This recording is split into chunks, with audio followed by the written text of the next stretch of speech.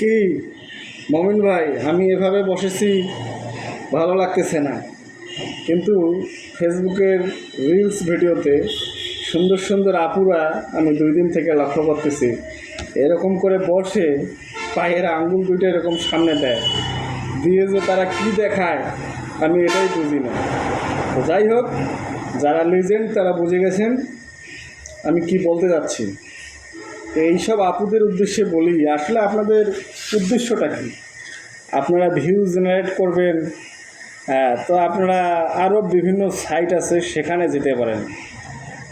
ফেসবুকটা আমরা একটু বিনোদন নেওয়ার জন্য ইউজ করি অথবা সময় কাটার জন্য ইউজ করি। হ্যাঁ, তো আমরা বিভিন্নভাবে যোগাযোগ, এখানে অনেক ধরনের পেশার লোক থাকে। হ্যাঁ, তো আপনারা এরকম হ্যাঁ, ইদানিং আগে থেকে লক্ষ্য করা গেছিলো যে আপুরা সুন্দর সুন্দর ড্যান্স করতো, সেটাও ভালো লাগতো। কিন্তু কিছু আপু তো আবার সেরকম ড্যান্স করতো, সেটা দৃষ্টিকটু মনে হতো। তো ইদানিং গতকালকে আমি দিনের বেলা ঘুমাইছিলাম, তো রাতে ঘুমাইতে পারি নাই, দিনে ঘুমানোর কারণে। তো রাতের বেলা একটু ফেসবুকে আমি বেশি সময় দিছি, তো দিয়ে দেখতেছি যে ফেসবুকে এই যে আপুদের এইরকম স্টাইলে বসে তারা যে এই আঙ্গুলের ফাঁক দিয়ে আমাদেরকে কী দেখাচ্ছে একমাত্র তারাই জানে। হ্যাঁ, আমি আর বেশি কিছু বললাম না।